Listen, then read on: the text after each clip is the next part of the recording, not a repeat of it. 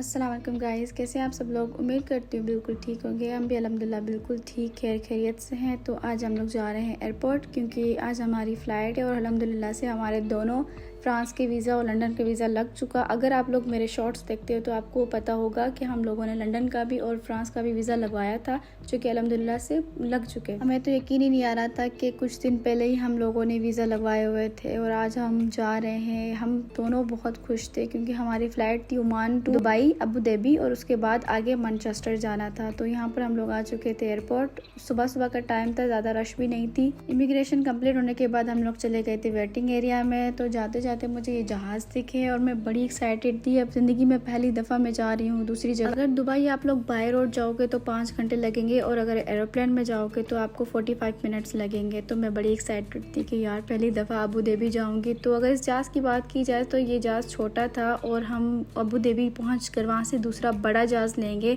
तो यहाँ पर मैं अपनी सीट ढूंढ रही थी और अल्हम्दुलिल्लाह से मुझे विंडो सीट ही मिली। जब काउंटर पर हम लोग थे, हम लोगों ने बोला था कि विंडो सीट चाहिए, तो उन्होंने बोला कि हमारे पास विंडो सीट अवेलेबल नहीं है। लेकिन जब हम प्लेन में आए तब हमें पता चला कि हमारे पास विंडो सीट आ चुकी है। कहने का मकसद ये कि वो अक्सर ऐसे लोग करते हैं कि भाई विंडो सीट हमारे पास नहीं है, लेकिन फिर भी वो दे देते हैं। जहाज़ हवा में उड़ चुका था। उसके बाद ये स्नैक देना शुरू कर दिए थे। अब इसमें से सबसे पहले आता है ये पापड़, पता नहीं कौन सा नमकीन सा था। उसके बाद आता है ये सैंडविच, बड़ा अच्छा था। और उसके बाद आता है ये टिश्यू पेपर, जो कि आप लोग मुंह साफ़ करो, हाथ पोंछो, जो भी आपको अच्छा लगे। और उसके बाद ये छोटा सा किटकेट का पैकेट आता है। और उसके बाद आती है वाटर, पानी की बोतल। मैंने अपने स्नैक्स बड़े एंजॉय किए, बड़े मज़े के लगे। और उसके बाद ये कचरा जो है इस शॉपर में डाल कर रेस्टोरेंट्स आती है तो उनको वापसी दिए जाते हैं क्योंकि वो खुद ही लेके जाती है। मेरे और उमर की बातें ख़त्म नहीं हुई, लेकिन अबू धाबी आ चुका था। और अगर बात की जाए तो अबू धाबी इतना दूर नहीं है ओमान से, 45 मिनट्स वैसे भी लगते, बता चुके आपको। और बाय रोड आपको 5 to 6 आवर्स लग जाएंगे। खैर यहाँ पर मैं अपने शूज़ पहन रही क्योंकि मैंने अपने शूज़ उतार दिए थे।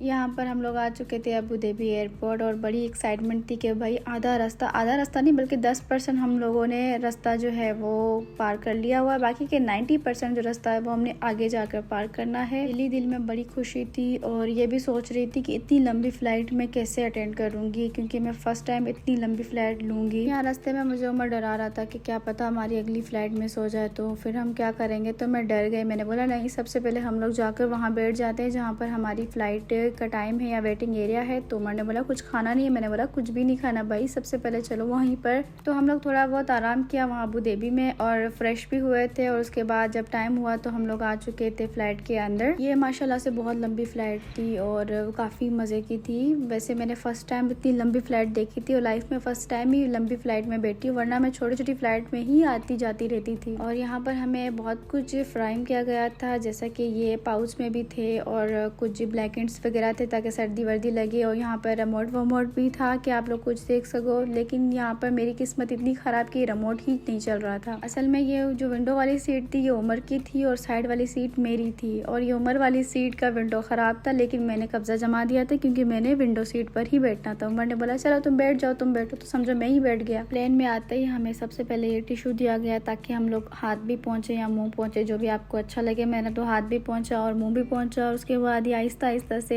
जो प्लेन है वो आसमान पर परवाज़ होना शुरू हो गया था।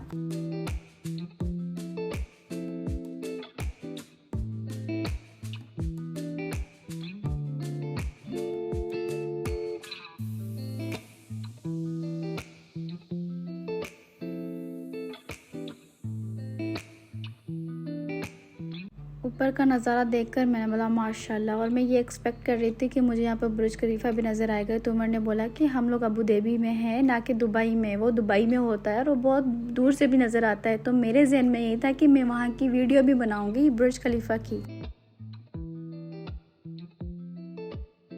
यहाँ पर मैं बड़ी कोशिश कर रही थी कि ये स्क्रीन चल जाए और मेरा सफ़र अच्छा गुजर जाए, कि मैं कुछ देख लूँ, मूवी, ड्रामा या कुछ भी, कोई शो। तो नहीं हो रहा था। यहाँ पर देखो उमर के मोबाइल की और सॉरी रिमोट की लाइट जल रही है, लेकिन मेरे रिमोट की लाइट नहीं जल रही। यहाँ पर काफ़ी कोशिशों के बाद जाकर उमर ने मुझे एक मूवी लगा कर दी। तो उसने बोला चलो तुम डिस्टर्ब ना हो, ये हेडफोन्स लगा लो ताकि तुम सुकून में रहो। और फिर इसका भी कोई अलग ही माजरा था कि ये चल ही नहीं रहा था। सच कहूँ तो ये सीट ही पनौती थी। खैर तो मैं बोर हो रही थी, सोचा चलो इस पाउच में देख लेती हूँ क्या है। तो यहाँ पर 2-3 चीज़ें नज़र आई तो मैं इसको खोलना शुरू कर दी। तो इसमें से एक तो आंखों वाला था कि भाई आप सो जाओ तो उसको लगा कर, ऊपर से ये हैंड क्रीम थी और साथ में ये इतना बड़ा पाउच था और उसके बाद ये कानों में डालने के लिए भी कुछ था। यहाँ पर टाइम तो पता नहीं क्या हो रहा था, लेकिन हमारा खाना हो चुका था और सच कहूँ तो मेरा खाना बड़ा मज़े का लजीजदार था, मुझे बड़ा पसंद आया। लेकिन जब मैंने उमर का चेक किया तो मुझे बिल्कुल भी पसंद नहीं आया। थोड़ी देर के बाद फिर हमें ये पिज़्ज़ा आना शुरू हो गए थे, सबको मिल रहे थे तो मैंने भी लिया, उमर ने भी लिया। उमर ने नहीं खाया था, ये आप देख सकते हैं, लेकिन मैंने तो फुल एंजॉय किया। आज से पहले मैंने कभी भी एरोप्लेन के वॉशरूम नहीं देखे थे, सोचा चलो मैं वीडियो बना लेती हूँ। और उसके बाद मैं आ चुकी थी अपनी सीट पर। जब मैं सीट पर आई तो मुझे पता चला कि ओमान के यहाँ के रात के 9 बज रहे हैं और यहाँ पर सूरज अभी तक ऊपर चढ़ा हुआ है। मैं हैरत में आ गई कि क्या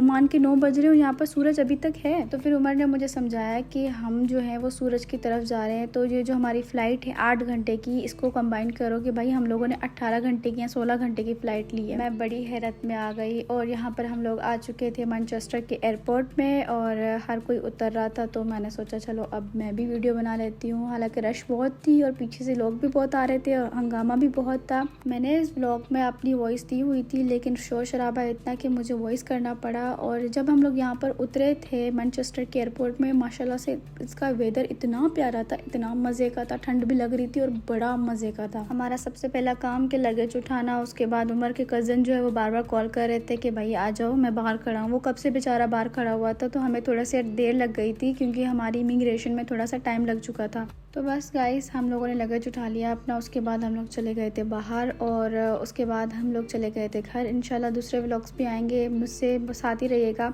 इंशाल्लाह मिलते हैं नेक्स्ट व्लॉग में, तब तक के लिए अल्लाह हाफिज़, अपना ख्याल रखिएगा।